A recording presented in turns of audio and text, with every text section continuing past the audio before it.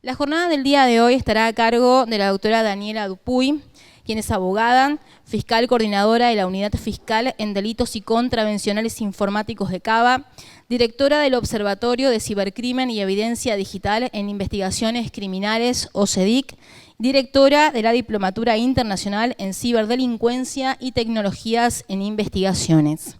A continuación, le concedo la palabra a la señora Presidente del Superior Tribunal de Justicia para dar comienzo a la jornada. Bueno, muy buenas tardes. Bienvenidos todos y gracias por estar en este hermoso calor misionero que recibe Daniela, ¿sí? Estos suelen ser nuestros días y nuestras tardes. Muchísimas gracias a los que están en forma presencial y a los que nos siguen de manera virtual. A ver, ¿cómo presentar a Daniela? ¿Sí?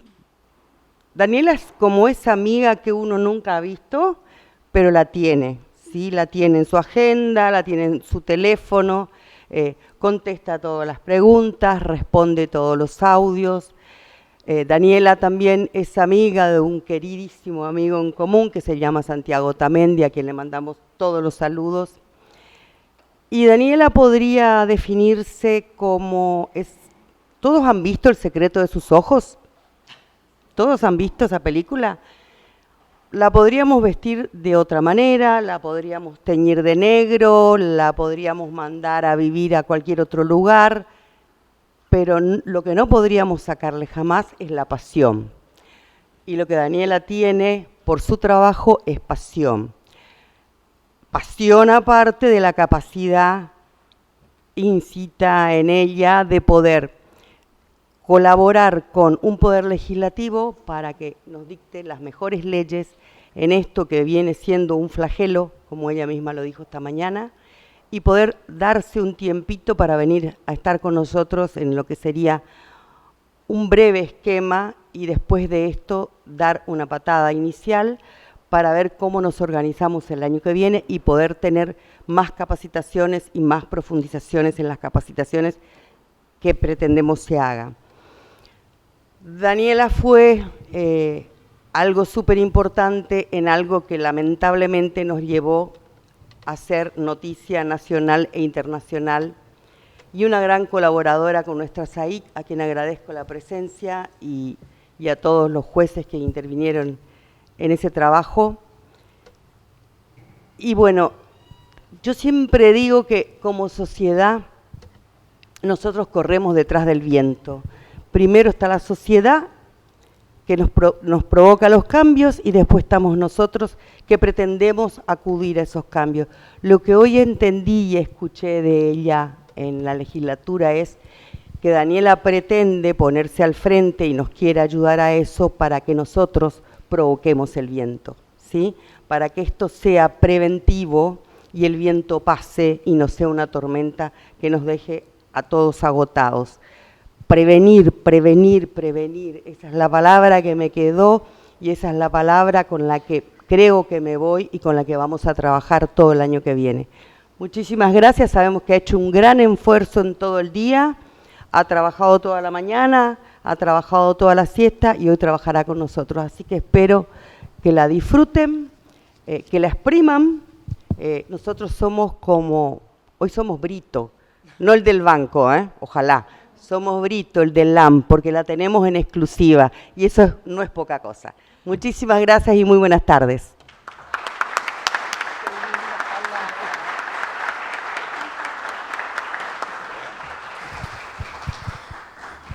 A continuación, procederemos a la rúbrica del convenio de cooperación entre el Poder Judicial de la Provincia de Misiones y el Observatorio de Cibercrimen y Evidencia Digital en Investigaciones Criminales de la Facultad de Derecho de la Universidad Austral.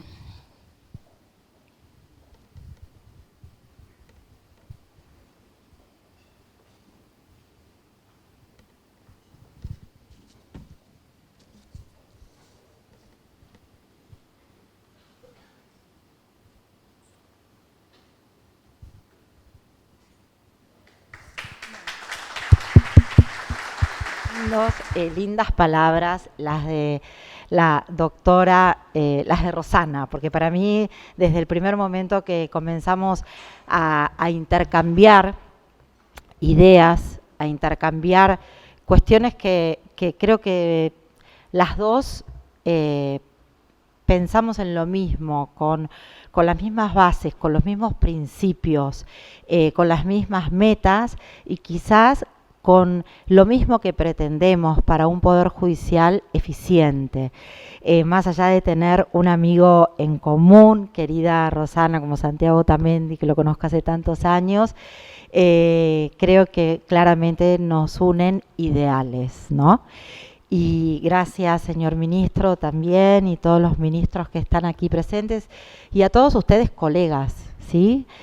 Colegas que creo que de alguna manera también tenemos un objetivo en común, y es luchar contra lo que implica el mundo del cibercrimen, no solamente por el delito que me trajo, me acercó mucho a ustedes, por ese mal trago que seguramente muchos de ustedes pasaron, que lamentablemente nunca termino de acostumbrarme en el ámbito de la Fiscalía, pero hay que pasarlo.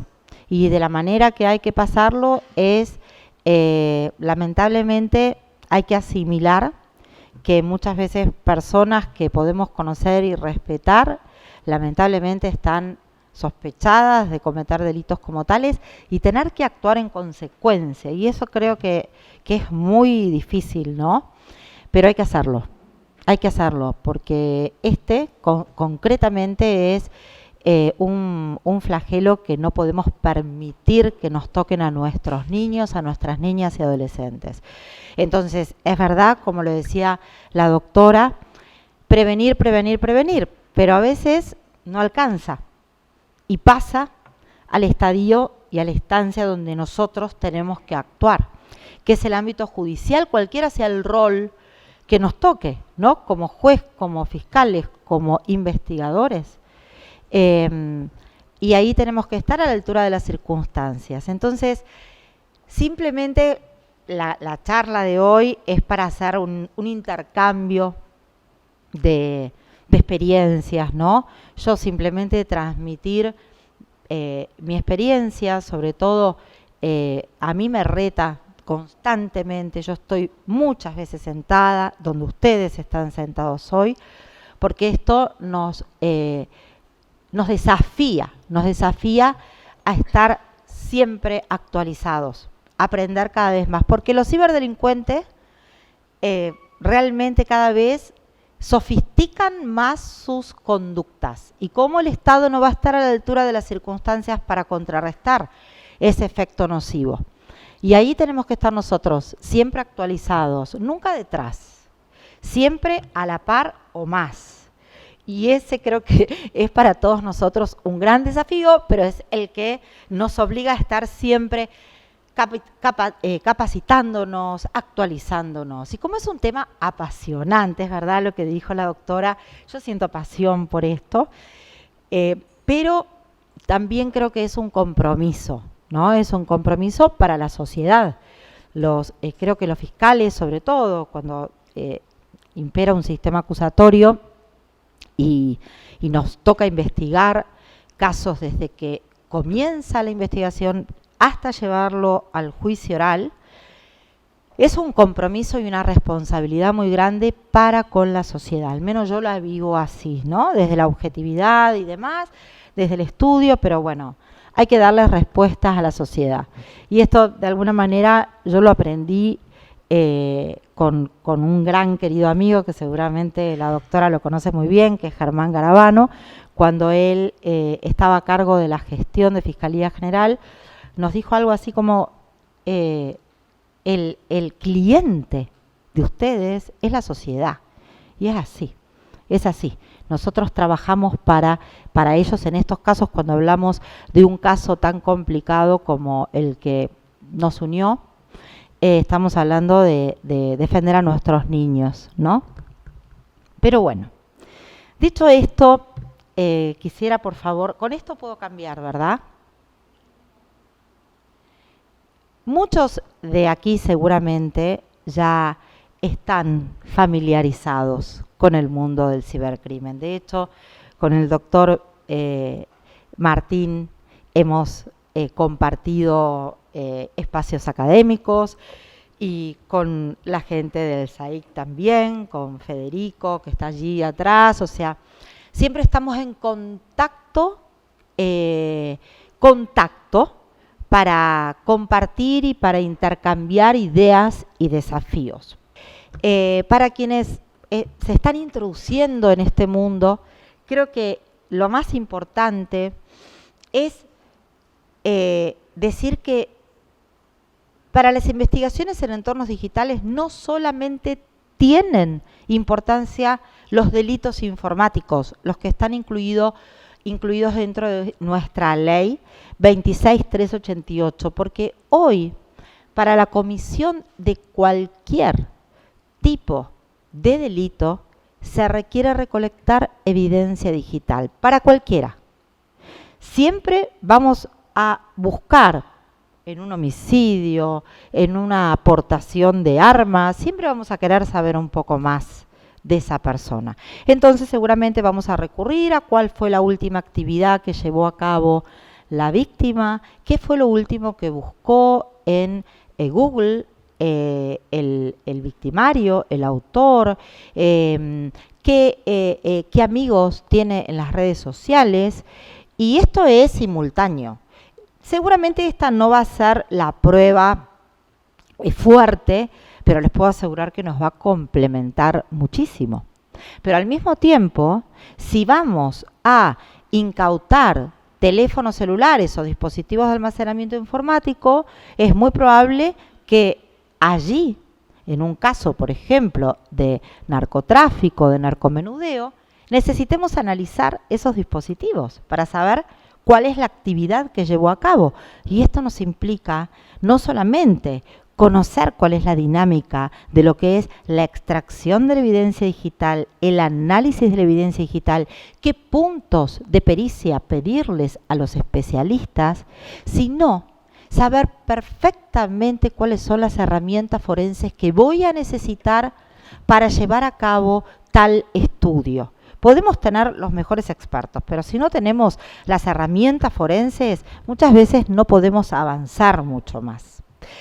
Yo, en lo personal, constantemente le estoy pidiendo al fiscal general que nos aporte, que compre herramientas forenses, porque siempre van mutando, van perfeccionándose, van apareciendo algunas nuevas.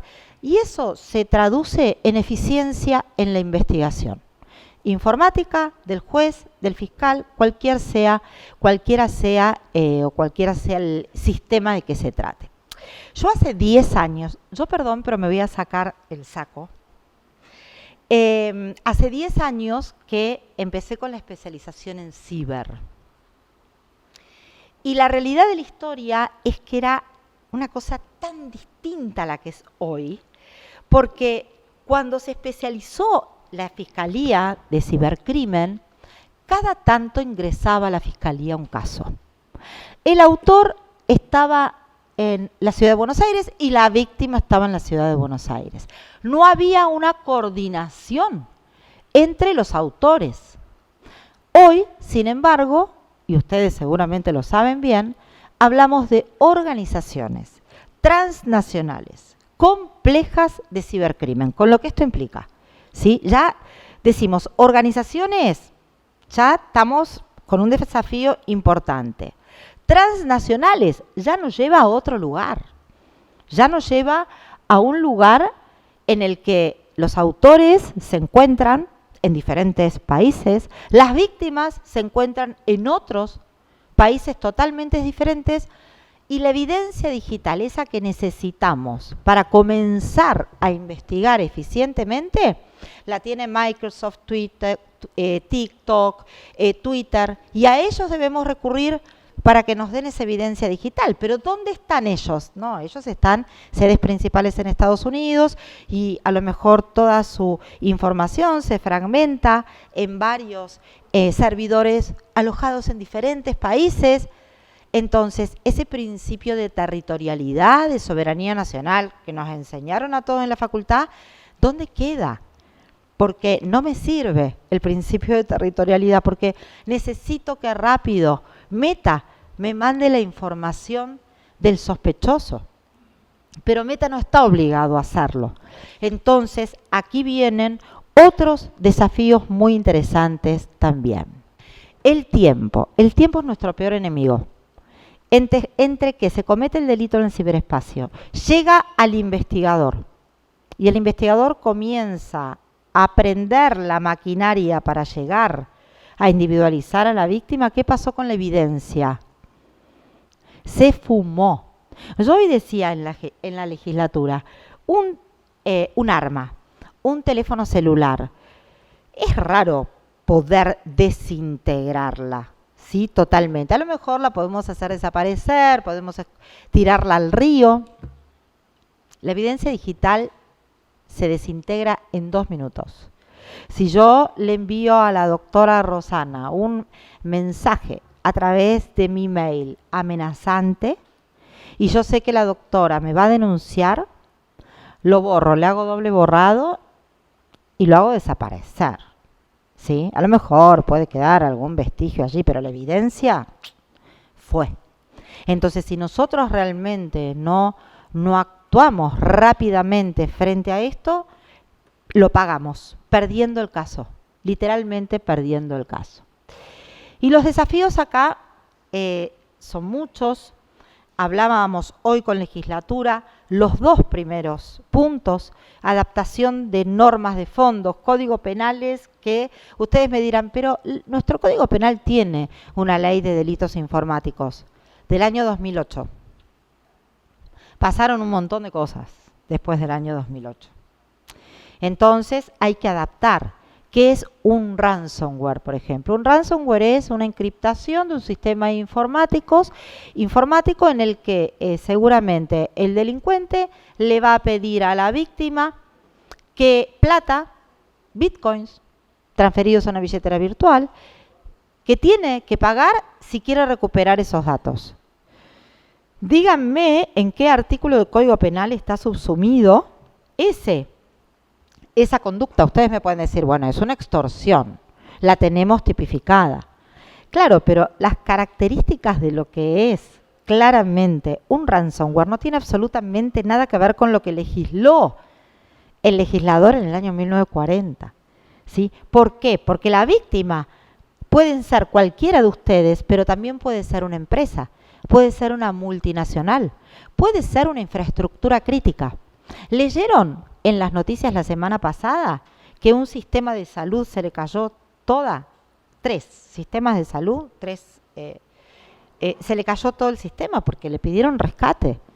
Les encriptaron todos los datos del sistema informático. Entonces uno llamaba y decía, bueno, necesito un turno urgente para hacerme este estudio. Y decían, no te podemos dar ningún estudio porque colapsamos. ¿Sí? Nos encriptaron todo. Más allá que esto obviamente requiere del ámbito privado y del ámbito nacional, ajustar los mecanismos para invertir en ciberseguridad, en prevenir este tipo de ataques, lo cierto es que nosotros estamos atados de pies y manos. Primero, porque en muchas jurisdicciones todavía no sabemos cómo empezar a investigarlo. Y en segundo lugar, porque no tenemos leyes penales, pero procesales tampoco. Yo celebro que ustedes tienen hoy una ley procesal que ha incluido medidas de investigación muy necesarias a la hora de investigar. Después podemos discutir qué pasa esto cuando todavía el sistema acusatorio no está totalmente instalado, si el fiscal lo puede hacer, si el fiscal especializado no está aquí, el nuevo fiscal, ¿no? Que lo quería felicitar. Pero bueno, hay un montón de cosas que podríamos discutir, que les pido por favor que después discutamos y ustedes opinen y pregunten todo lo que sea necesario. Pero lo cierto es que nos falta a la República Argentina, a los países de la región, no a Misiones. Ciudad de Buenos Aires tiene un código procesal penal más antiguo que el de Misiones, ¿sí? Porque no tenemos ni el agente encubierto digital regulado, porque ni se habla de la Plain View. Entonces, es un paso que se van dando en las diferentes ciudades, en las diferentes provincias, que no son más que herramientas para que los investigadores puedan llevar adelante investigaciones eficientes. Claro que la transnacionalidad hace que los fiscales, los jueces, las fuerzas de seguridad, los informáticos estemos todos conectados, ¿sí? Tengamos una comunicación, así como decía la doctora, Rosana decía, con Daniela estamos, que vamos, y no nos conocemos, pero estamos conectadas. Esto es lo que nos desafía la transnacionalidad de la modernidad de hoy. ¿Se acuerdan que hace unos años yo me eduqué en la justicia federal? Por eso cuando Rosana hablaba del secreto de sus ojos, me retrotraje a un poder judicial que no es el de hoy, pero que nos ponía en compartimientos estancos, ¿no? Nos colocaba en lugares en donde este es mi lugar, mi equipo que me escribe, que escribe y yo no salgo de acá. Hoy tenemos que trabajar a puertas abiertas, pero no a puertas abiertas del despacho nada más, a puertas abiertas con el mundo. Hoy yo estoy acá trabajando con ustedes, estamos trabajando juntos con Misiones, pero ustedes seguramente van a empezar ahora con la ley que tienen, con una fiscalía especializada, van a empezar a trabajar también con el resto del mundo, ¿sí? Porque la transnacionalidad nos obliga de alguna manera a esto. Bien, y lógicamente tenemos que tener muy buena relación con el sector privado. Microsoft, Twitter, TikTok, los tenemos que tener de aliados porque ellos no están obligados a darnos la información.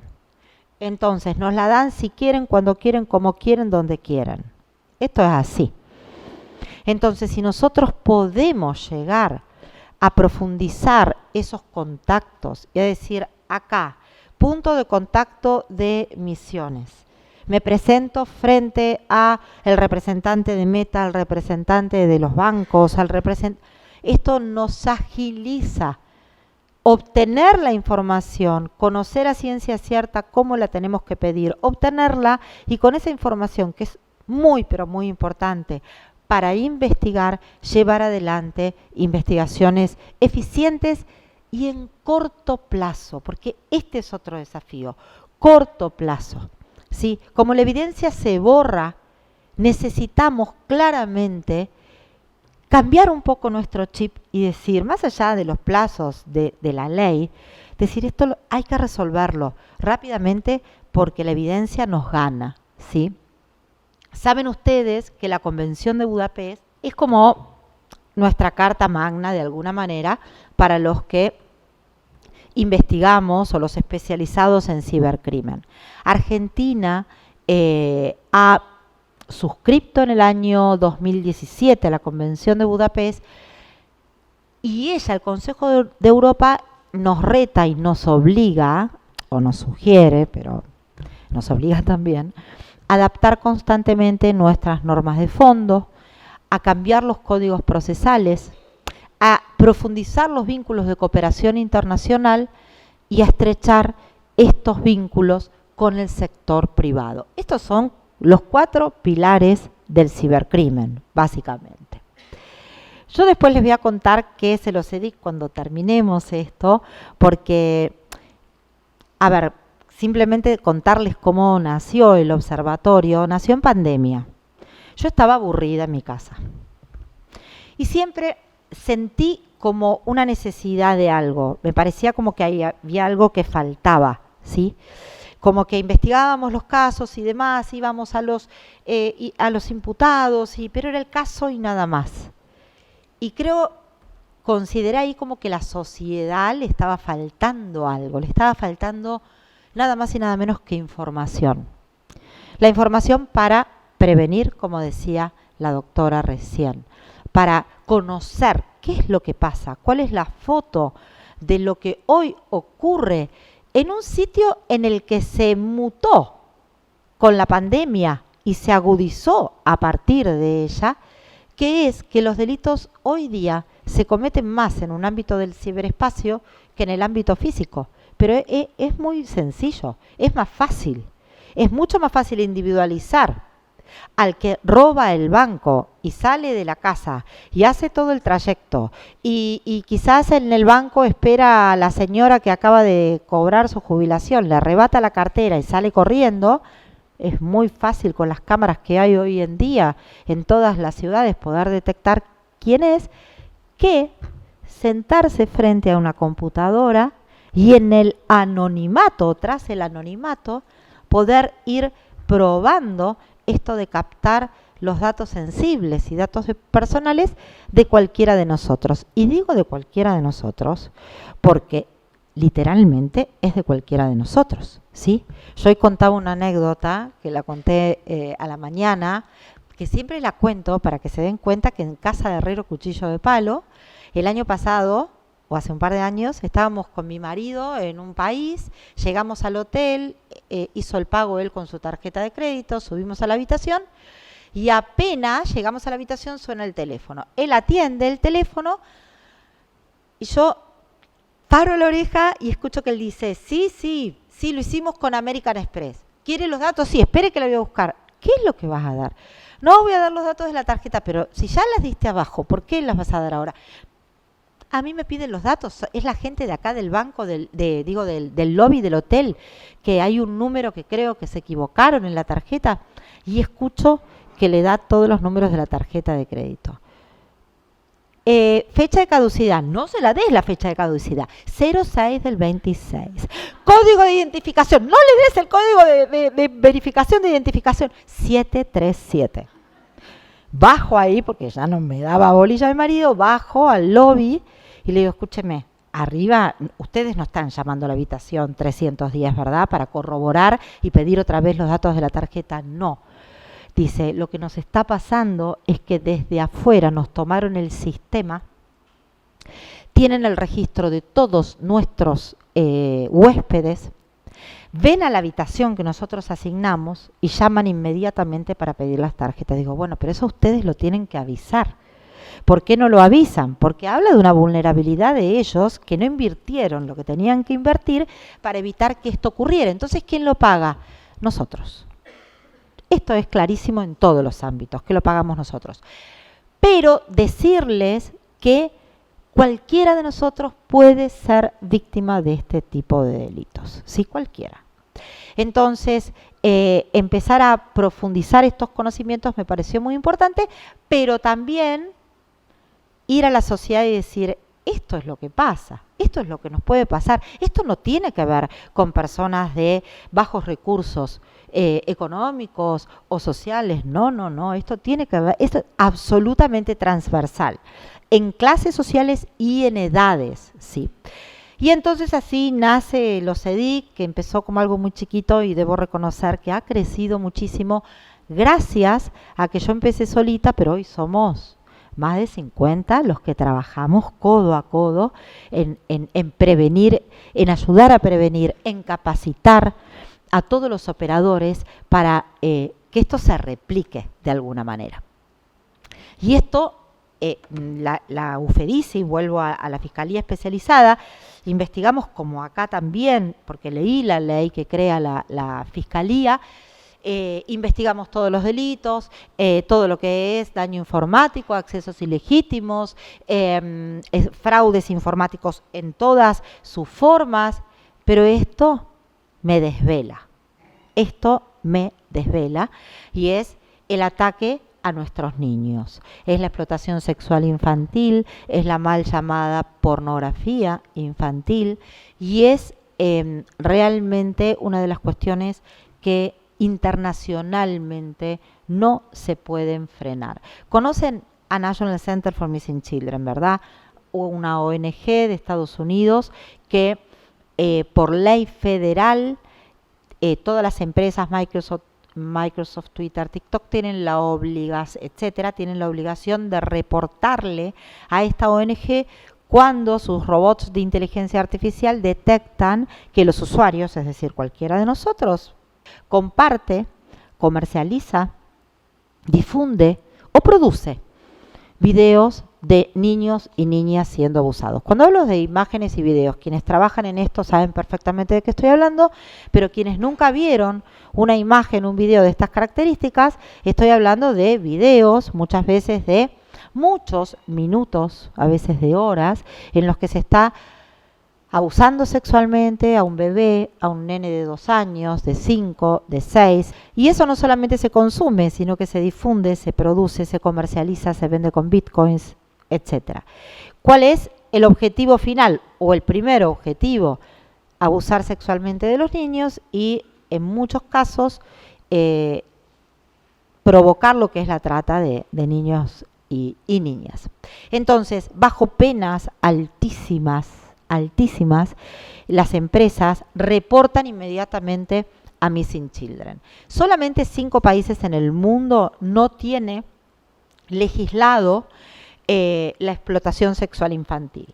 Pero los que sí las tenemos, el proceso que hace esta ONG es recibirlo de la empresa, hace una pequeña investigación para determinar desde qué país se comercializó, se vendió, se difundió esa imagen, y cuando detectan que en la República Argentina llega se cometió el delito, lo reportan y lo mandan a la Fiscalía Especializada de Cibercrimen que coordino, ¿sí? Nosotros lo que hacemos es lo que yo les voy a contar ahora, pero lo cierto es que se centraliza en la República Argentina y después un equipo nuestro es el que determina desde qué provincia, para hacerlo bien específico, y allí surge que se contactó desde Misiones, desde Río Negro, desde Chubut, etcétera, etcétera. Fíjense los datos, para mí los datos son escalofriantes. Esto es lo que recibimos en la República Argentina. En la Fiscalía Especializada en Ciber recibimos el año pasado 95.613 reportes, denuncias, llámenlo como quieran, que luego se distribuyen en todo el país. En lo que va del año, hasta hace 3 días que lo consulté en nuestro sistema, ya habían ingresado 104.520. Nos quedan todavía 25 días para que termine el año, es decir, vamos a superar ampliamente lo del 2023. Pero fíjense cómo arrancamos en el 2016. Un montón de casos, 8.816 creo, 8.840, pero fíjense cómo fue aumentando.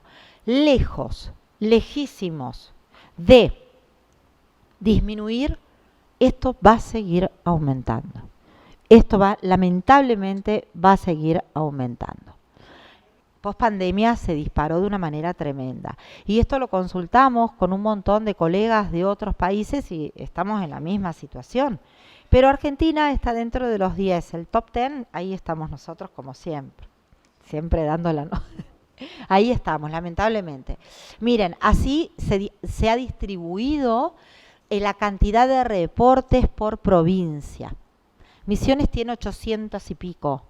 Que no es, obviamente que esto lo tenemos que medir en base a la cantidad de habitantes que hay, pero si bien no es de los que más tienen, tampoco es de los que menos tienen, ¿verdad? Entonces es aquí donde la especialización yo creo que está muy buena, porque nos va a permitir tener la foto de todo lo que pasa. En este delito después vamos a ir a otros delitos y los escucho a ustedes en su experiencia también. Poder determinar, vieron que el 128 tiene varios verbos típicos. No son todos iguales no solamente en cuanto a la sanción penal, sino en cuanto a la modalidad, en cuanto a lo que se lleve a cabo. Sin embargo, el que produce tiene la misma sanción penal que el que distribuye. Y el que produce es el que o está viendo mientras que se abusa sexualmente a ese niño, o es el que lo está produciendo y al mismo tiempo está abusando. Y tiene la misma sanción penal. No quiero decir, bajo ningún punto de vista, que el que distribuye no tiene que tener una sanción alta. En Estados Unidos no salen directamente por muchísimo, no salen más con una, encontrarle una identificación a una persona de haber distribuido 700 imágenes de explotación sexual infantil, no sale más. Se discute también, o se discutía, ahora ya es delito, si la tenencia debía ser delito o simplemente estaría dentro de lo que el principio de reserva de las acciones privadas de los hombres. Gracias a Dios que se ha incluido dentro de nuestro Código Penal, porque a diferencia de lo que ocurre con la droga, que si yo me drogo, mi problema es mi salud, ¿no? Ahí creo que hay una cuestión distinta. Acá, sin duda, el que realmente consume, no tengan dudas que si consume y que tiene en su poder, es porque distribuyó. ¿Por qué? Porque entre la jerga de los pedófilos no reciben sino das. ¿Está? No reciben sino das, es decir, ellos no te van a dar nada si vos no diste. Entonces, para vos tener, tuviste que haber dado algo a cambio. Entonces, pero el que tiene no se conforma con 3, 4, quiere siempre más. Y diferentes videos y niñas de diferentes edades o niños siendo abusados. Entonces, la demanda genera que deba haber más oferta. Para poder ofertar más hay que producir más. Y para producir más hay que abusar sexualmente de los niños, niñas y adolescentes. Entonces, no podemos segmentar esto. Una vez le pregunté a un psiquiatra especializado en la materia, que trabajó en muchas cárceles de Estados Unidos, tratando a los delincuentes de este delito, si necesariamente el que me servía para un juicio, y él iba a ser uno de mis testigos estrellas, si realmente, necesariamente, el que tiene puede llegar a abusar. Y fue tan categórico que me asustó. Me dijo, el que tiene lo enganchaste en el primer paso de la cadena, en el principio de ejecución. El que tiene y entra en esta dinámica, no dudes que va a terminar llevando a cabo hasta materialmente el hecho. Y ¿saben qué?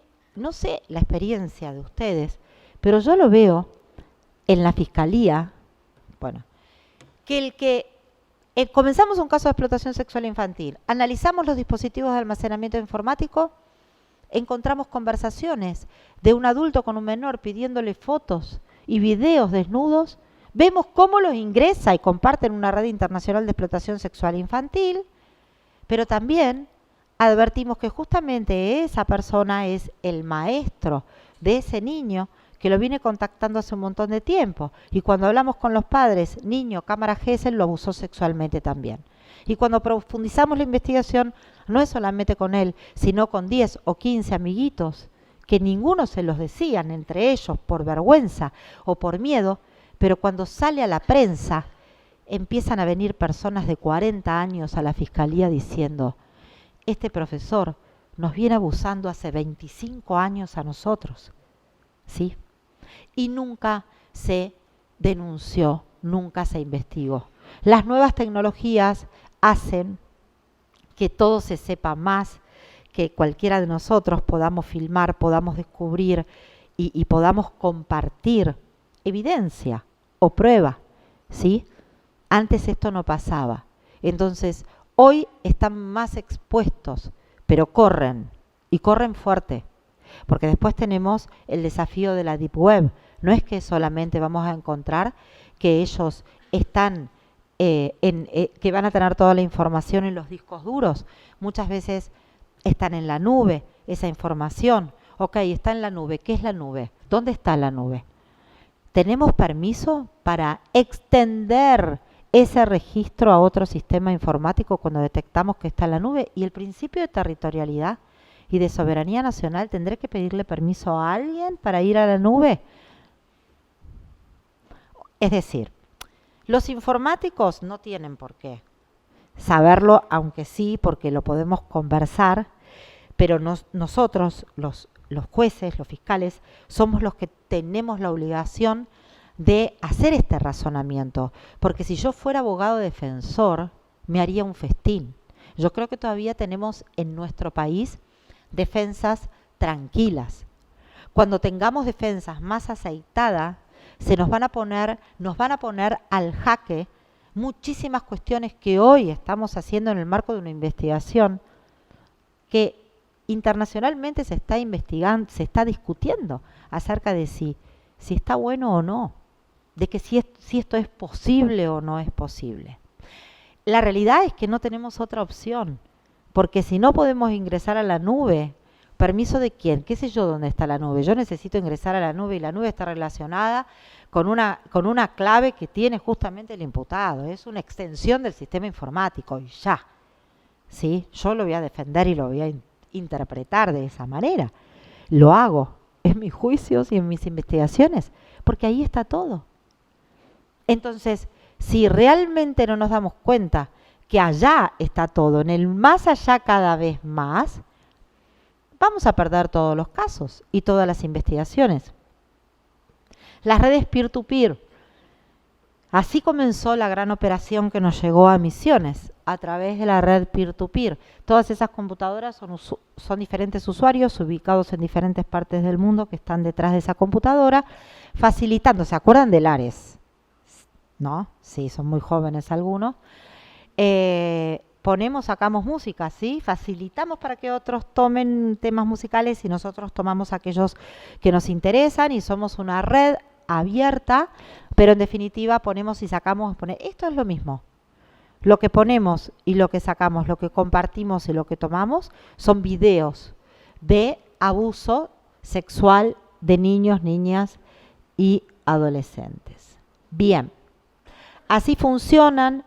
El EMUL es quizás el más utilizado. Esto es lo que grafica cómo nosotros o el usuario de EMUL puede elegir subir, digamos, bajar información que nos interesa, videos que nos interesa, y cómo el sistema automáticamente lo pone a disposición del resto de los usuarios. Y esto para los juicios es buenísimo, para que los jueces los puedan entender es buenísimo. Vieron que muchas veces se genera algún tipo de duda en los jueces, a mí al menos me ha pasado en muchos juicios en los que el abogado defensor decía, bueno, pero mi defendido no tenía la más mínima idea de lo que estaba bajando, esto se le ha bajado por default, se le ha bajado por error. Se le ha bajado por error, pero cuando nosotros estudiamos de qué manera el usuario llega a esto, tenemos que hay una búsqueda de palabras claves colocadas por el usuario, un resultado de búsqueda que nos da millones de esos videos, y ahora les voy a decir cuáles son las palabras claves, pero además, después de ese resultado de búsqueda, el usuario manualmente tiene que seleccionar cuáles quiere bajar. Las baja y automáticamente las sube, ¿sí? No estamos hablando jamás, porque si no, no estaríamos en el juicio, ni de una, ni de dos, ni de tres imágenes. Estamos hablando de muchos videos y de muchas fotos. Esto es absolutamente auditable. Lo que hizo el imputado con la búsqueda de estas fotos y con la facilitación de estos videos es absolutamente auditable. Y estas son las palabras claves que ellos utilizan para buscar en este tipo de redes estos archivos. PTHC es todo lo que es abuso sexual de niños.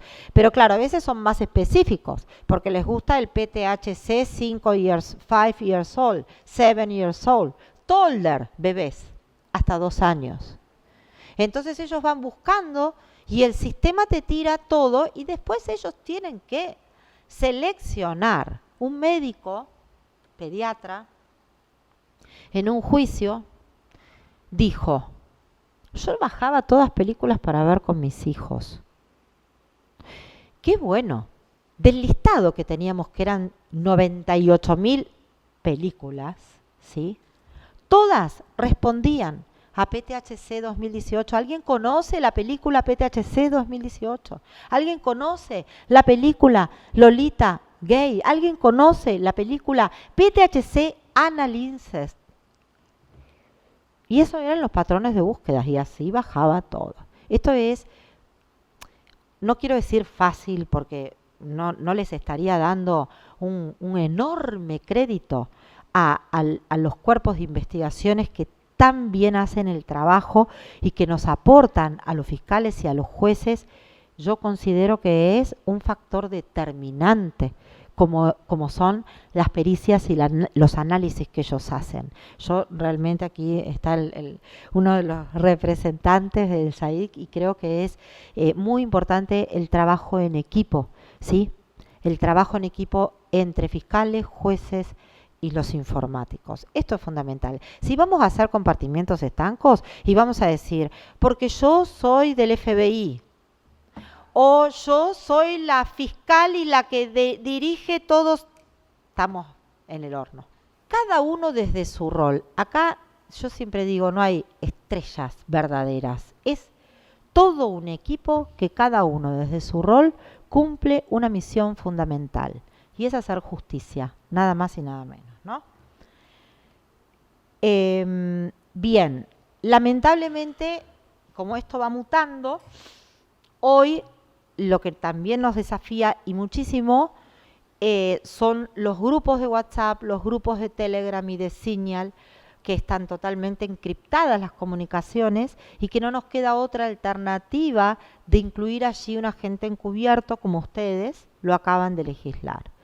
Un agente encubierto digital. No es lo mismo que un agente encubierto común, por más que todos podemos hacer como que sí es lo mismo y el principio de libertad probatoria. Yo preferiría que se legisle, que los fiscales y los jueces podamos trabajar cómodamente al lado de la ley y no estar haciendo interpretaciones que le damos un campo abierto a la defensa y que algún tribunal diga, la defensa puede llegar a tener razón. Si lo tenemos legislado, lo tenemos reglamentado, nos facilita muchísimo esto. Entonces, esto se investiga con agente encubierto digital.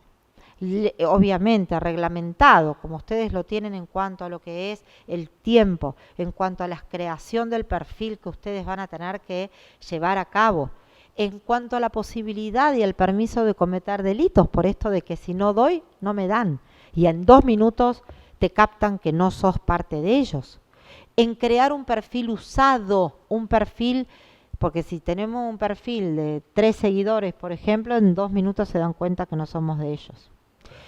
Bueno, todo eso es un trabajo en común, ¿no? Que realmente hay que hacer. Todas estas operaciones, en la mayoría ustedes han intervenido. Las Luz de Infancia, las de ICACOPS, la Red Federal en la Alerta. Bueno, y este es un desafío sumamente importante, que son las creaciones de inteligencia artificial en imágenes de explotación sexual infantil. Hoy no es delito, lamentablemente en nuestro país no es delito en la mayoría de los países de la región y ni hablar de la Unión Europea. No sé cuál es la experiencia de ustedes, pero a nosotros nos están ingresando una cantidad de denuncias de rostros reales e imágenes ficticias creadas con inteligencia artificial de cuerpos de niñas o niños llevando a cabo actividad sexual. No está legislado, ni idea si es delito o no. Yo la sigo investigando como si fuera, porque esa carita es real. Y esa carita del adolescente está recorriendo todo el ciberespacio. Te hago una pregunta, Daniela, en relación a esto. Hace unos días estuve haciendo un estudio sobre el tema del bien jurídico protegido, que sabemos todos que es uno de los puntos que la doctrina que niega el carácter de delito a esta clase de acciones tiene muy en cuenta para decir que no es criminalizable. Dentro de ese estudio di con un archivo dogmático, digamos, que no es especializado en cibercrimen, pero que me dejó pensando. Realmente me empezó a como meter un bichito que pone en crisis esa visión, es de Andrew von Hirsch, y hablaba del principio del daño, ¿no? Y dentro del principio del daño analizaba la comparación con el bien jurídico de la doctrina alemana y establece un principio muy concreto que él lo grafica con mi libertad o la libertad de mover mi codo va hasta donde llega tu nariz, ¿no? A partir de ahí él hace un análisis de cómo se puede nutrir la doctrina alemana de la doctrina anglosajona en relación a eso. Y a mí me quedó la pregunta, porque en ese caso, si uno se pone a analizar, la carita verdadera que vos decís termina teniendo una lesión más allá de que su cuerpo sea por parte de la inteligencia artificial. Entonces me parece que ahí puede haber un germen de donde se puede empezar a estudiar la criminalidad de este tipo de conductas que claramente ofenden a niños, niñas y adolescentes cuando se realizan de esta manera. No sé si soy claro. Sí, sos clarísimo, Martín. Miren, yo creo que el mundo del cibercrimen nos reta o los reta a los dogmáticos a entender de qué se trata antes que nada, porque los parámetros dogmáticos de hace 30 años lamentablemente no son los mismos que ahora, ¿no? Y en este sentido, me acuerdo cuando discutíamos con algunos colegas que decían, el grooming es como un acto preparatorio no punible. Es que no, porque el grooming está re mal legislado igualmente, pero es contactar a un niño, niña y adolescente con el fin predominantemente sexual, pero en el medio, que es lo que no está legislado, a lo sumo está mal legislado, pero no quiere decir que es un acto preparatorio no punible, pasan millones de cosas y sostenidas en el tiempo. Conversaciones en WhatsApp, seduciendo, solicitándole al adolescente fotos desnudo y te mando fotos mías desnudo y con el pene erecto y bueno, hay una serie de cosas que nosotros leemos en la trinchera, como yo siempre digo, una cosa es lo que quizás pasa en el mundo dogmático y otra cosa es lo que pasa en la trinchera, ¿no? Entonces decimos, no, esto no puede ser bajo ningún punto de vista un acto preparatorio no punible. El tema de en esto que vos decís de la carita que se ve, estoy totalmente de acuerdo con vos, yo lo entiendo como si fuera un delito, porque la cara de la niña es real y además todos nosotros lo que vamos a percibir es que Juana Pérez nadie sabe que son imágenes de inteligencia artificial. Quienes lo saben son los investigadores, nosotros que podemos detectar que es IA. Y ¿saben qué? Las noticias llegan tarde. Después cuando se llega a decir esto era una creación ficticia de un compañerito del colegio, ya está. Esa chiquita fue sepultada. Entonces, esto que vos decís, yo creo que sí es delito. Yo creo que el bien jurídico protegido, no de manera directa como lo es la producción, como lo es la distribución, pero sí quizás indirecta es la indemnidad sexual y el libre desarrollo de la sexualidad de los niños, niñas y adolescentes. Y el protocolo explicativo de la Convención de Budapest lo explica súper bien. Dice, ¿por qué tiene que ser delito las imágenes ficticias, totalmente ficticias? Ni siquiera esto que vos decís, que yo te diría, Martín, ni tengas dudas. Yo creo que es delito y podemos investigar un caso como ese. Pero ahora tenemos otro problema con ese. Ahora te voy a decir. Pero el protocolo explicativo de la Convención de Budapest dice algo así como, ¿saben para qué son utilizadas esas figuras ficticias, esos dibujos animados de chiquitos que están llevando a cabo actividades sexual? Para convencer a otros niños y otras niñas que es natural, que lo hacen otros niños y que encima tiene formato de dibujito animado. Entonces lo convences a los niños, el que seduce, porque el que comete estos delitos no es el abusador que lo rapta y violentamente lo somete a una actividad sexual.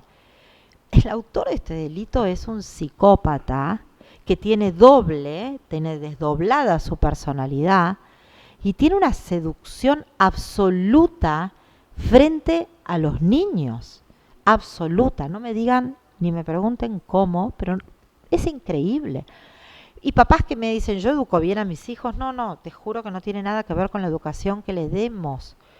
empiezan tan despacito, se toman todo su tiempo hasta cazar su presa y lo logran.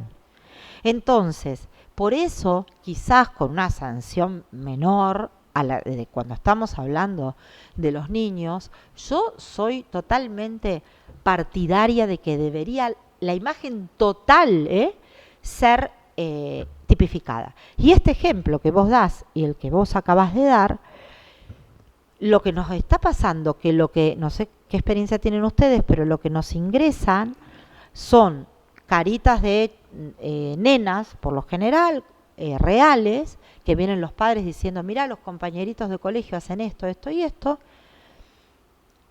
y son todos chicos de 15 años. Entonces, justo antes de venir acá, nos reunimos con mi equipo, porque 2 de los chicos me dicen, bueno, ¿qué hacemos con estos casos? Estamos tratando de cerrar el año, ¿no? Entonces me dicen, ¿qué hacemos con este caso? Con este caso, ¿lo archivo porque digo que es atípico, porque es menor de edad? No. Sí, obviamente, a los efectos del ámbito penal no puede entrar, pero no podemos hacer algo más que quizás excede nuestra función. Pero la verdad que cerrar esto así y que pase el que sigue, me parece que no está bueno. ¿Por qué nos llamamos a todos los padres para ver si nos autorizan a trabajar con estos adolescentes en una charla y una toma de conciencia acerca de lo que esto implica, pero no en abstracto, en concreto con el caso? En cómo derivó y el daño que le hicieron a su compañera. ¿Por qué no los sumamos a estos adolescentes a que nos ayuden a ir a otros colegios? Y acá linkeo con OCEDIC a la escuela, a que nos acompañen a llevar adelante estas charlas y digan, yo fui. No lo hagan, porque el daño que se hace no vuelve más. Entonces, de esta manera empezamos a trabajar también entre todos, ¿sí? No, el derecho penal que sanciona o que dice esto no es delito, listo, seguimos adelante. También podemos educar, ¿por qué no? Y sobre todo cuando son jóvenes, y sobre todo cuando tienen un mundo que no fue parte del nuestro, y tienen un mundo que tenemos que acompañarlos y enseñarles más que retarlos o castigarlos o prohibirles. Yo no soy tan partidaria de los controles parentales, perdón, porque a lo mejor no es políticamente correcto lo que estoy diciendo, porque los legisladores dijeron que querían legislar, pero está muy bien que se legisle. Pero yo digo, es más fácil controlar y mantener todo con control remoto que sentarse con los chicos y educarlos, acompañarlos, prevenirlos. Porque si eso tenemos que hacer, nos involucra a los padres, nos involucra a los docentes, nos involucra a toda la sociedad. Y eso es mucho más difícil que poder estar a control remoto, haciendo un control y, uy, mira, este es desconocido, está contactando a un niño, misil, desaparece. ¿Va? No sé, esto es algo que pienso yo y que lo vengo como corroborando a medida que pasa el tiempo. Y es algo que tenemos que hacer nosotros también, ¿no? Como ciudadanos más allá del rol que ocupamos. Bien. Esto es un poquito lo que veníamos hablando, la pornografía virtual y técnica en España. No solamente las creaciones de inteligencia artificial, sino que segmenta y diferencia bien lo virtual de lo técnico de lo artificial. En España, el mero visionado, el mero acceso es delito. Nosotros es la tenencia, la distribución, pero claro, para hacer todo lo que tenemos que hacer, lo tenemos que tener. En España ingresas a una página donde hay este tipo de imágenes y ya te descubren y es delito eso. Bien. Me voy a otro ámbito, que es todo lo que tiene que ver con los fraudes. Sé que la Fiscalía Especializada también va a tener esa competencia. Los fraudes van mutando día a día, cada vez son diferentes, se van sofisticando, todas las actividades que llevan a cabo los ciberdelincuentes. Y otra vez, esto es absolutamente transversal. Díganme ustedes quiénes no tuvieron un amigo, un compañero o alguien que realmente no haya sido víctima de esto, ¿sí? Fíjense, muchas veces sin darnos cuenta, dando los datos sensibles, como mi marido, pero muchas otras veces, sin querer, alguien nos toma el control del teléfono. ¿Y cómo nos toma el control del teléfono? Miren qué fácil. Supónganse, bueno, a ver, esta Daniela Dupuy, fiscal de cibercrimen de Ciudad de Buenos Aires, entro al buscador de Google, hay información sobre Daniela Dupuy, seguramente mucha información que puse yo, que el CV, que alguna charla que habrás dado. Y entonces dice Daniela Dupuy, mira, el DNI es tal, vive en tal lugar porque está subido su CV a la red. Listo, con estos 3 datos y alguna cosa más, cuando me hago pasar por Daniela Dupuy, ya sea a través de un correo electrónico o llamando por teléfono a Telecom, que me peleo mucho con la gente de Telecom, que nos ayudan mucho también, puedo conseguir que me cambie el chip. Nos cambian el chip, soy Daniela Dupuy, DNI tanto, vivo en tal lugar, listo, ok, venga a buscar el chip. Entonces coloco en el teléfono celular del delincuente, coloca mi chip, automáticamente yo me quedo sin teléfono, automáticamente, porque me dieron de baja el que yo tenía y dieron de alta otro en mi nombre. Lo colocan el chip en su teléfono, a veces son digitales cuando los teléfonos son un poquito más modernos, otras veces hay que ir a buscarlo. Lo colocas el chip y te toman el control de tu teléfono, el control de tu vida, diría yo. Y es aquí donde escuchamos que o fuimos requeridos por un supuesto amigo que nos dice, che, me transferís 30.000 pesos porque estoy reapurada, estoy en apuros y no tengo la cuenta y le tengo que pagar al carpintero. Y ahí vamos, nosotros ni dudamos, te agarra con la guardia baja y decís, tic, chau. ¿Sí? Nos ha pasado a muchos.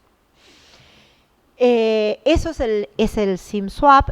Y como estas hay millones de maniobras en donde las tenemos que conocer y las tenemos que saber investigar.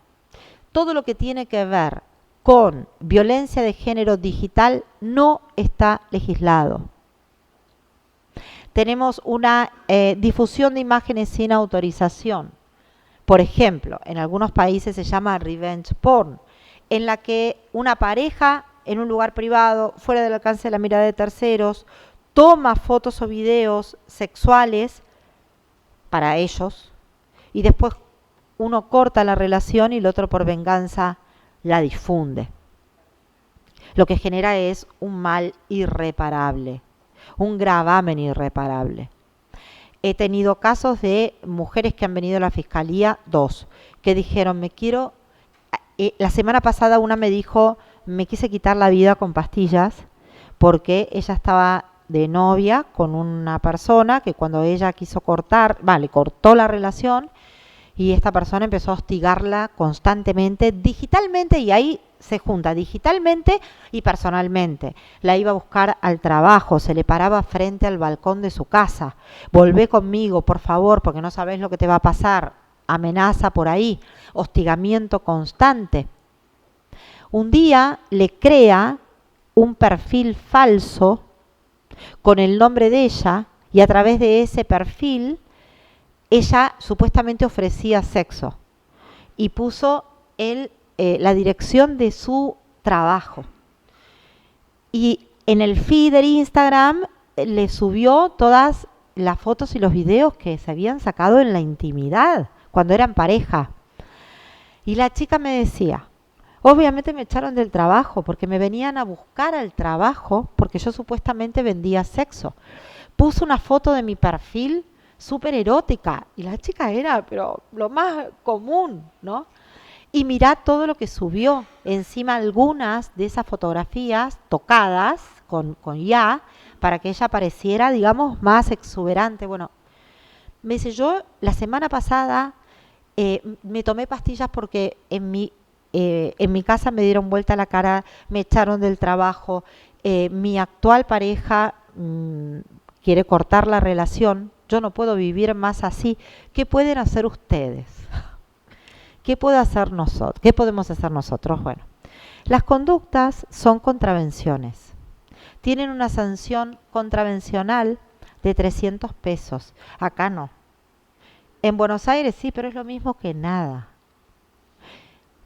Es lo mismo que nada. ¿Qué es lo que cómo puedo ayudarla? Y si no es delito, no puedo ayudarla. Sí, hicimos todo como una movilización en el sentido de que la ayudamos con las psicólogas, hicimos como la investigación como si fuera penal. Fuimos a juicio, le metimos algunas reglas de prohibición de acercamiento, de pedido de disculpa, de resarcimiento. En todos lados es delito. Sí, creo que ustedes querían decir algo. Hola, ¿qué tal? Le consulto, o sea, entiendo que la pasión es el derecho penal, y coincidimos en eso, pero ¿no se trabaja en forma coordinada con el fuero civil? Porque en el fuero civil sí hay mucho para trabajar en eso. O sea, sobre todo si el demandado es una persona mayor y se la pueda demandar, ¿no? Entonces, el campo del derecho civil tiene mucho para dar en ese aspecto. Sí, más allá que mi pasión es el derecho penal, es lo que me dedico, lo que sé. En el ámbito civil sí se plantean un montón de estas cuestiones desde otro ámbito, ¿no? Las soluciones que se les pueden brindar son otras, pero claro que son muy útiles también, pero más allá de lo que pueda llegar a beneficiarse la víctima en el ámbito civil, esto debe ser delito. O sea, la gravedad de la conducta es tal que nos reta a que esto debe estar incluido dentro de los códigos penales, como lo están en todo el mundo. Yo me formé en el sistema mixto, en el Foro Federal. Y después cuando concursé para el cargo de fiscal en Ciudad, me encontré con que al otro día tenía que ir a un juicio y con que tenía que investigar los casos de un día para el otro. Me agarró un pánico escénico y ataque, pero de a poquito me fue gustando mucho, me fue fascinando mucho lo que te permite un sistema moderno de justicia llegar, ¿no? Con investigaciones bien hechas, bien realizadas, con jueces en donde realmente te ponen un límite a tu actividad porque velan por los principios y por los derechos fundamentales. Esto que usted dice, la controversia entre las partes, la adversarialidad entre las partes, entre fiscales y abogados y defensores, y un juez que resuelva sobre esto, ¿no? A mí me parece algo absolutamente, no solamente apasionante, es algo muy moderno, y los resultados son óptimos, ¿sí? Entonces, esta modernidad de la ciberdelincuencia debe ir acompañado de un sistema procesal moderno también. Y esto no es que los jueces pierden poder, porque a veces algunos colegas dicen, y no, pero nosotros que digamos teníamos una actividad tan intensa y nosotros manejábamos la situación, ahora es como que quedamos. Yo creo que es todo lo contrario, la última palabra la tienen los jueces.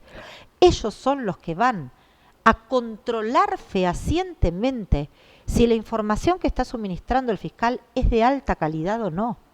Y lo mismo la defensa, y van a decidir en consecuencia. Obviamente que mi opinión siempre es desde lo técnico, ¿no? Pero a veces hay que conjugar esto que usted dice entre un sistema de investigación moderna, como puede ser las investigaciones en entornos digitales, con un sistema procesal moderno también, ¿no? Bien, la suplantación de identidad tampoco la tenemos en el Código Penal. Y acá viene algo que ustedes sí trabajaron y muy bien, que no es el caso nuestro, que es la incorporación de algunas medidas de investigación en los códigos procesales. Esto a los investigadores le da como un poco más de campo, quizás, y de libertad de trabajo. Aquí sí tenemos el principio de libertad probatoria, no la prohibición de analogía como en el ámbito penal.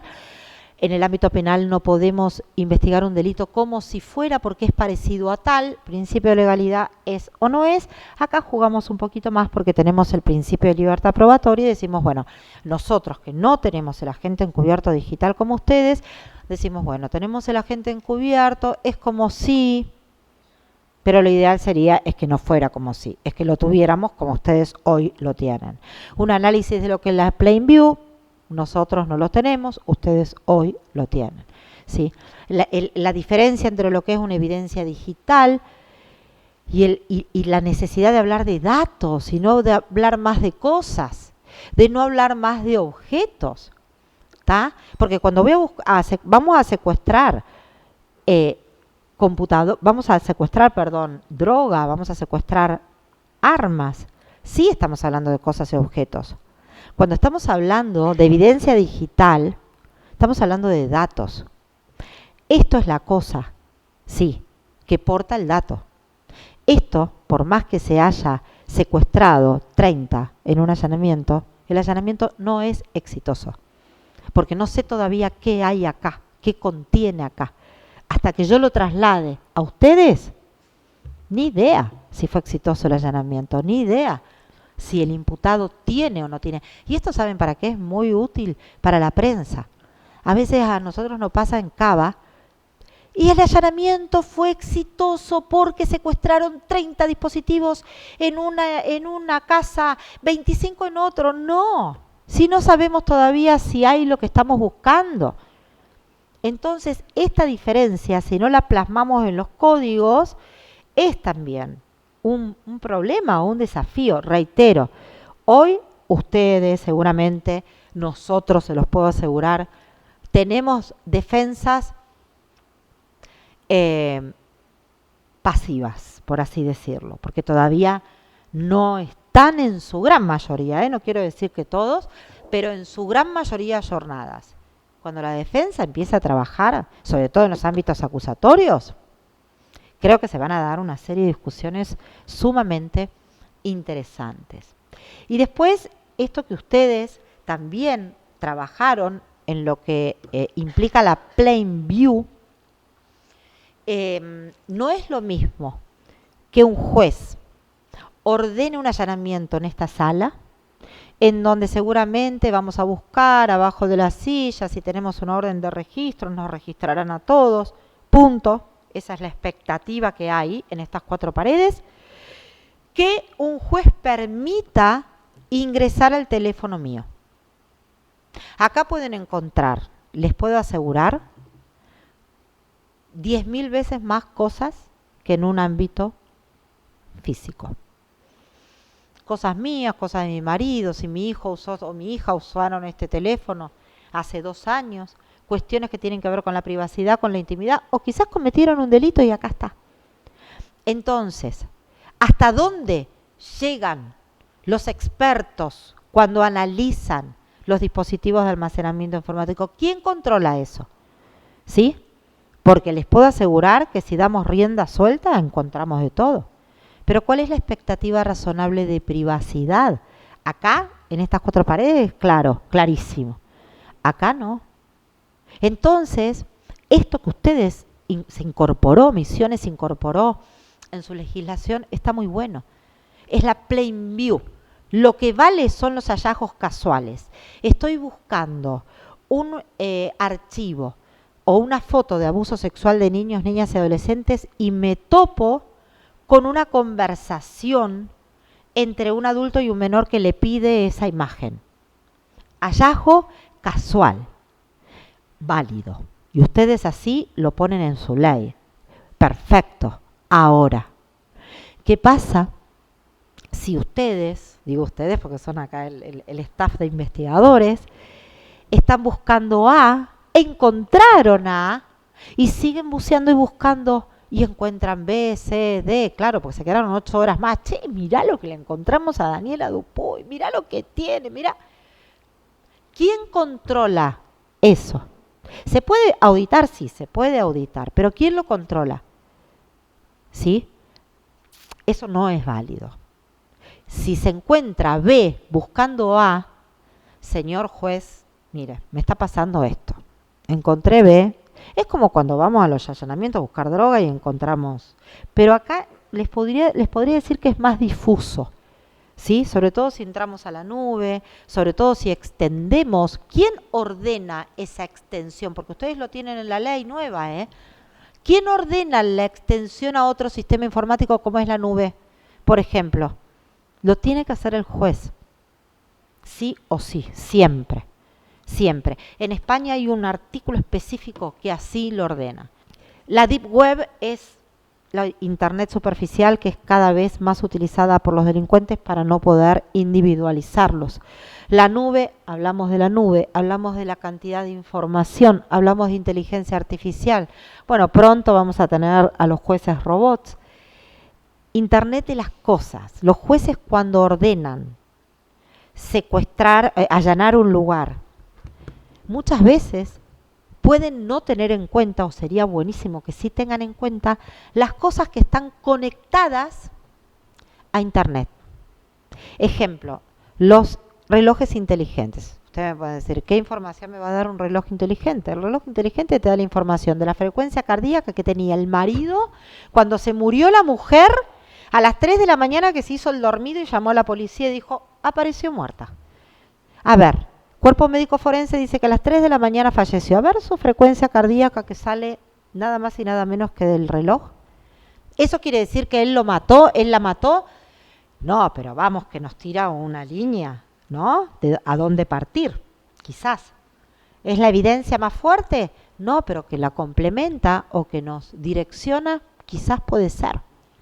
Entonces, la tecnología nos puede brindar tanta información que la tenemos que tener siempre muy, pero muy en cuenta en el marco de las investigaciones. La cadena de custodia, no solamente ahora física, sino digital, ¿no? La importancia de que un fiscal que lleva a caso un juicio pueda contar la trazabilidad de lo que hizo el equipo informático, que pueda perfectamente determinar cómo individualizaron los dispositivos, cómo sabía que esa computadora era del imputado, cómo la secuestraron, cómo la rotularon, cómo la envolvieron, cómo la rotularon, cómo la trasladaron al laboratorio informático, ¿sí? Cómo se copió, cómo se extrajo esa información, cómo se analizó y en base a qué puntos de pericia. Este cuadro, a veces con algunos ajustes, yo me lo llevo a juicio siempre, porque ese cuadro habla por sí solo. Obviamente que lo tengo que hacer hablar seguramente por todos ustedes. Algunos por ustedes, otros no. Por ejemplo, ¿cómo se aseguró la escena en el allanamiento? Personal policial que venga y nos cuente, y testigos que nos cuenten quiénes estaban en el lugar del allanamiento, cómo se individualizó y por qué secuestraron un teléfono y no secuestraron todo. ¿Hay que secuestrar todos los teléfonos de cada allanamiento que vamos? No, ya les digo que no. Se los digo que no desde la experiencia de pegarme contra la pared y frustrarme, ¿sí?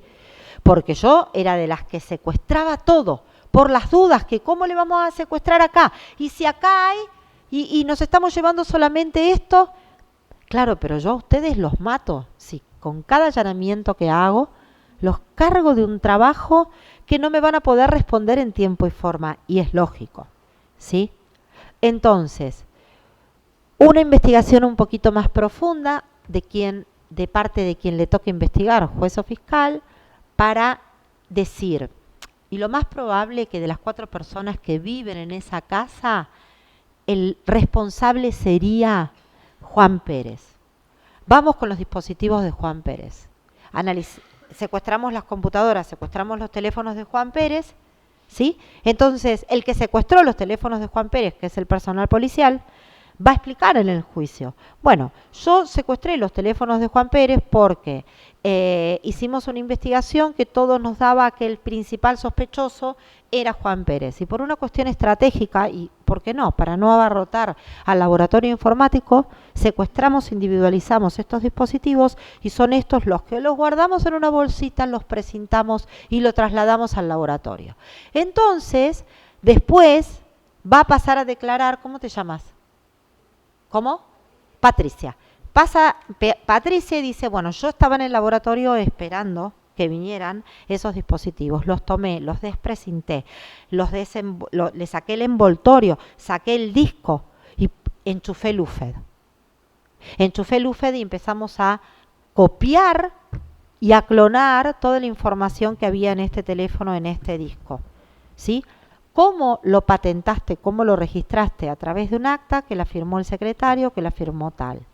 Bien, que pase el testigo que sigue. Ahora sí es el perito. ¿Cómo recibió esa copia sobre la que hizo ese análisis? Bueno, recibí ese disco también embalado, precintado en tal fecha, le saqué el precinto, lo desembalé y fíjese, doctor, acá está en la planilla de cadena de custodia qué día fue. Y ahí, con los puntos de pericia ordenados por el juez, comenzamos a analizar los dispositivos de almacenamiento informático. Bueno, muy bien, ¿estaba presente la defensa en ese momento? Sí, estaba presente. Posibilidad A, opción A. Opción B, no, la defensa no estaba presente, pero tengo entendido que el juzgado lo notificó y ellos no se hicieron presentes.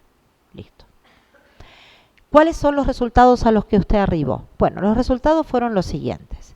¿Y cuál fue la metodología que utilizó para esto? La metodología fue esta. ¿Y qué herramienta forense utilizó para validar ese análisis? La herramienta que utilicé es tal, validada internacionalmente por tal. Y pasamos por todo ese cuadro que no hace más que mostrar la trazabilidad paso por paso de lo que hizo el investigador. Juez, fiscal, no importa el sistema de que se trate, ¿sí? Y son cosas útiles en el juicio también, porque esto no queda nada más con la investigación. Yo siempre le digo al personal policial, su trabajo en el mundo del ciber no es nada más como especializados recolectar la evidencia digital, va a ser en el juicio, porque son mis testigos estrella. Claramente, son nuestros testigos estrella. Si ellos van a hablar de la trazabilidad y de lo que encontraron. Miren, hay un ejemplo que yo suelo dar. Cuando investigamos el abuso sexual, normal, no importa niños a grandes, cuando al investigador le llega la denuncia, dice, bueno, vamos a ver qué empezamos a recolectar. ¿No? Acá un alumno de la Diplo, ¿no? Fuiste vos alumno mío. Vamos a ver qué empezamos a juntar para ver si reconstruimos esa escena. Con la evidencia digital, ya la tenemos ahí. Tenemos el video, tenemos las fotos. Lo único que necesitamos es conservarla, copiarla correctamente, clonarla correctamente, analizarla correctamente por parte del laboratorio y nuestra función es mostrarla al juez. ¿Sí? Entonces, no les quiero decir que es más fácil, porque el análisis es absolutamente engorroso y es hacer pruebas, es aprender día a día. No es fácil, claramente que no. Pero si llegamos a contar con el laboratorio que ustedes tienen el placer, ¿no?, y la suerte de contar, como en el caso de Ciudad Autónoma de Buenos Aires con el Cuerpo de Investigaciones Judiciales, ya tenemos la mitad del caso resuelto. Ya tenemos la mitad del caso resuelto. Entonces, la evidencia digital es simplemente estudiarla, tratarla, saber todo lo que nos puede dar en el marco de una investigación, que es muchísimo. Bien, y después podemos hablar a grandes rasgos, y ahí los quiero escuchar también ustedes, sobre el ciberpatrullaje. Estuvo súper discutido si era trabajo de inteligencia. ¿Trabajo de inteligencia de quién? Simplemente esta pobre gente lo que hace es patrullar el ciberespacio como patrullaron los policías las calles.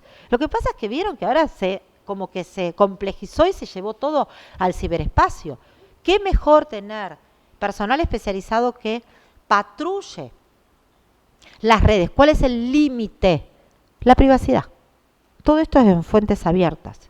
Lo mismo que el Open Source Intelligence. Es todo OSINT. Bueno.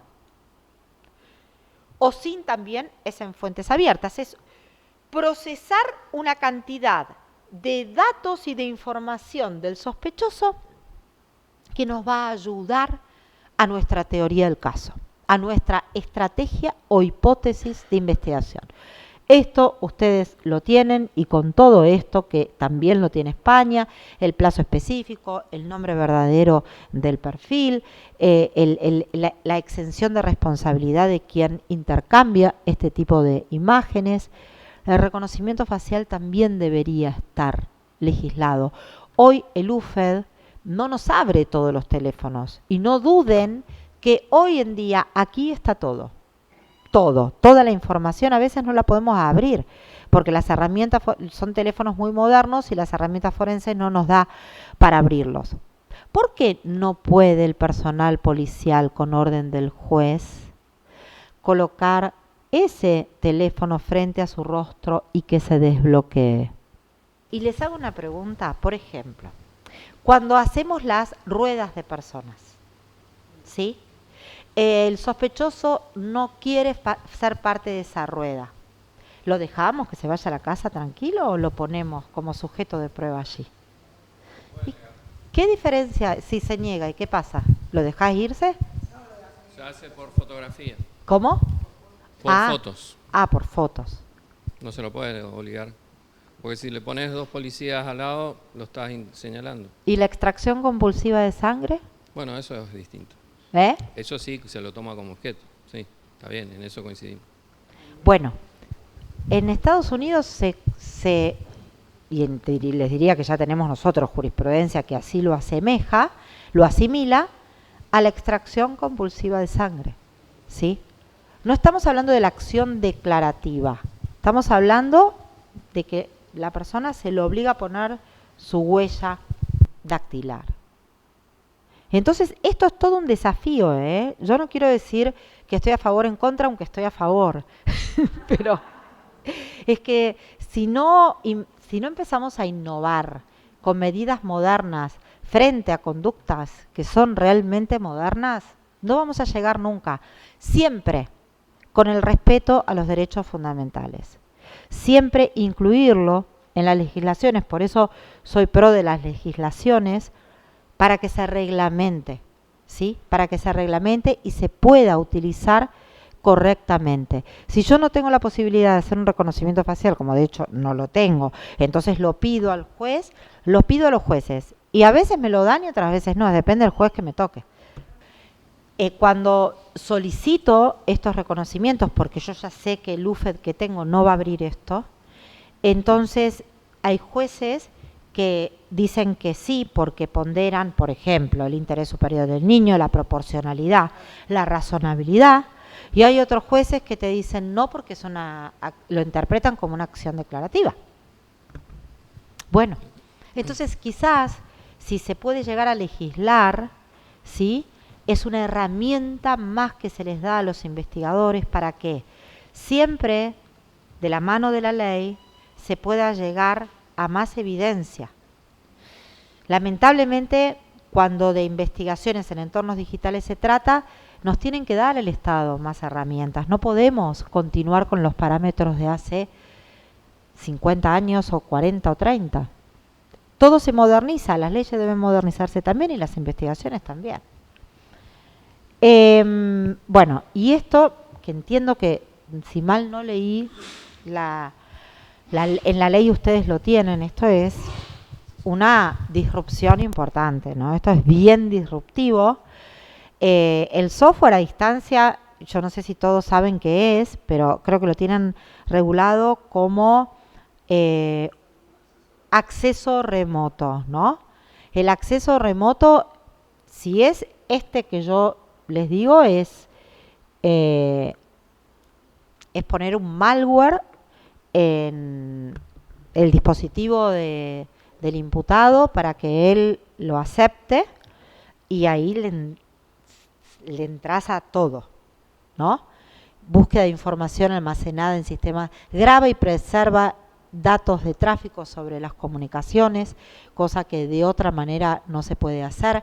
Bueno, instala cámaras y videos en todo el ambiente donde está la persona, micrófonos,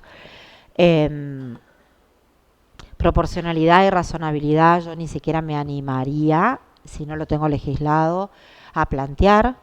Creo que la razonabilidad aquí es un papel muy importante. La proporcionalidad, si es una simple amenaza, una herramienta tan disruptiva, creo que no es proporcional. Y muchas veces la razonabilidad tiene que ver con poder comprobar que no hubo otra herramienta menos lesiva para llegar a esa evidencia en un delito grave y que necesite de esto, ¿no?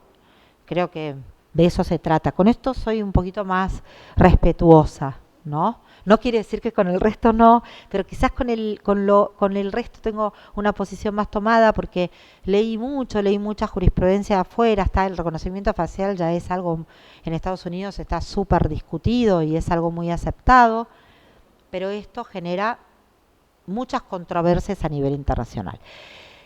Y bueno, y para terminar, mi otro sombrero, contarles que bueno, justamente el convenio que hoy firmamos con el Tribunal Superior, con la doctora, tiene que ver más con mi sombrero de directora del Observatorio de Cibercrimen y Evidencia Digital de la Universidad Austral. No puedo hacer como compartimentar, ¿no? Mi función como investigadora, como fiscal, que la función académica del observatorio, porque la experiencia que se adquiere acá es lo que aplicamos acá, mismo en la diplomatura y en la maestría de ciberdelincuencia que dirijo allí, pero el observatorio básicamente empezó como algo muy chiquito y después fue creciendo, tiene 4 ejes sobre los que nosotros entendemos que el cibercrimen por ahí pasa, que es todo lo que es fraudes informáticos, niños, niñas y adolescentes, violencia de género digital y nuevas tecnologías. Cuando hablo de nuevas tecnologías e inteligencia artificial, hablo de todo lo que implica el derecho, las medidas de investigación, el derecho procesal y demás. Y sobre estos 4 ejes hay un montón de áreas. Una de ellas es el Digital Project, que son documentales a través de los cuales nosotros mostramos con actuaciones, ¿sí?, de diferentes actores, recreamos casos reales y tenemos muchos organismos internacionales que nos apoyan, empresas que nos apoyan. Lo presentamos, hace poquito tiempo presentamos el tercero sobre niños, niñas y adolescentes en el Teatro Colón, que muchos de ustedes han venido. La doctora Rosana no pudo venir, pero estaba más que invitada y en primera plana, en primera fila tenía su asiento. Pero lo cierto es que esto es un disparador. Son disparadores para que la sociedad comience a internalizar cuáles son los peligros, para que las organizaciones, los poderes judiciales nos unamos y podamos trabajar focalizándonos sobre ese flagelo. Y si la prevención no da resultado, por eso desde OCEDIC lo trabajamos con OCEDIC va a la escuela, por ejemplo, si desde allí no da resultado, entonces vamos a todo lo que tiene que ver con capacitar a los operadores del sistema en todo lo que tiene que ver investigaciones en entornos digitales. Si ustedes ingresan a la página de OCEDIC van a ver un montón de cosas que están a su total disposición, no solamente para que consuman, sino también para que es un espacio para que ustedes también propongan sus ideas y juntos podamos generar nuevos proyectos. Digital Project es un área muy fuerte, el Podhack, que es un programa de radio que se entrevista a muchos expertos también, newsletter que se pueden suscribir perfectamente para conocer mes a mes lo último en cibercrimen. Y luego aquí ustedes ya todos la conocen a Paola. Paola es una gran referente para mí en el Observatorio de Cibercrimen y Evidencia Digital. Realmente ella trabaja muchísimo codo a codo con los más de 40 personas que hoy generamos todas estas áreas diferentes. Y hay un área que me pareció una bomba para este año, que se las ofrecemos también, que es el LOCEDIC. ¿Vos querés, Pau, explicar qué es el LOCEDIC para invitarlos a todos a formar parte de este programa con inteligencia artificial que nos ayuda Meta a llevarlo a cabo? Sí. LOCEDIC es una plataforma de búsqueda jurídica que está dotada de inteligencia artificial, como dijo bien Daniela, nos los dio Meta, que es Llama 3.1, que trabaja de esta manera, trata de que el usuario, o sea, los futuros usuarios, puedan obtener la jurisprudencia y normativa de la última tendencia que hay a nivel nacional e internacional, también notas a fallos, doctrina y todo lo que necesitamos trabajar. Esta base de datos que estamos armando y estamos entrenando en este preciso momento va a estar operativa el año que viene y se distingue de otras bases de datos o plataformas de búsqueda jurídica porque se circunscribe a los 4 ejes sobre los cuales se sostiene OCDIC, que es el ciberacoso a niños, niñas y adolescentes, ciberfraudes, inteligencia artificial y herramientas disruptivas y violencia digital. Por otro lado, también tenemos un staff de 17 personas, estamos liderados por Javier Bellido, que es secretario a cargo de la Oficina de Ciberdelitos del Ministerio Público Fiscal de Córdoba, y todo el material y el contenido que ingresa a esa plataforma es clasificado y seleccionado por nosotros. Hay ingenieros informáticos y abogados que estamos orientados en distintas salas del derecho y la tecnología. Y por el otro lado, un buscador, tenemos un motor de búsqueda híbrido que realiza búsquedas por vocablos y también palabras semánticas, con lo cual ustedes pueden acceder mucho más rápido y sencillo a lo que estén buscando, a la jurisprudencia, doctrina o normativa. Y también incorporamos distintos tipos de perfiles o de búsquedas para refinar justamente esa búsqueda y el encuentro de lo que ustedes necesiten. La idea acá es que puedan utilizarlo diariamente en el trabajo, como buscando antecedentes, si necesitan para sentencias, dictámenes. También hablamos de investigaciones académicas y también en el armado de disertaciones, inclusive como antecedentes para futuros proyectos de ley y todo lo que ustedes necesiten. Dos cuestiones con esto que acaba de decir Paola. El equipo es realmente brillante. ¿Pero por qué? Porque acá tenemos un elemento tecnológico como es la inteligencia artificial que nos ofreció Meta, pero un equipo de 17 personas que supervisa de manera humana cada uno de esos fallos que ustedes van a buscar y van a encontrar. Punto 1. Que es fundamental, ¿no? La inteligencia artificial, así, el chat GPT a veces falla. Entonces, la idea es que haya una supervisión humana y sobre todo abogados. Y en segundo lugar, esto de, por ejemplo, un juez está en pleno juicio, ¿no? Y les están incorporando información que ustedes pueden perfectamente dudar acerca de si es así como el fiscal lo está diciendo. Buscar con una palabra, con un patrón de búsqueda, qué es lo que está pasando en el mundo en 2 minutos acerca de ese tema. Y a nivel internacional, no solamente en nuestro país, ¿sí?, sino a nivel internacional. Bueno, operativa va a estar esta herramienta, la idea es ofrecerla a todos los poderes judiciales de todo nuestro país. Seguramente a principios del año que viene se van a enterar porque los vamos a invitar a la presentación. Ojalá que puedan venir, que puedan viajar, pero si no lo vamos a hacer de manera híbrida porque va a estar muy bueno. Pero bueno, la idea es ir brindando desde los EDIC diferentes herramientas a los poderes judiciales, a la comunidad, a la sociedad toda, a la legislatura también, ¿por qué no? Porque estamos asesorando en Buenos Aires con algunos proyectos de ley, pero la idea es brindarle toda la información y todas las herramientas posibles como para optimizar este mundo que no es que se viene, este mundo que ya lo tenemos. Estamos sumergidos todos nosotros en ese mundo, por más que digamos, no, bueno, ¿Y yo no investigo delitos informáticos? Sí, sí, vas a investigar cualquier tipo de delito, vas a tener que juzgar cualquier tipo de delitos, vas a tener que investigar delitos cualquiera que sean con la evidencia digital que nos atraviesa.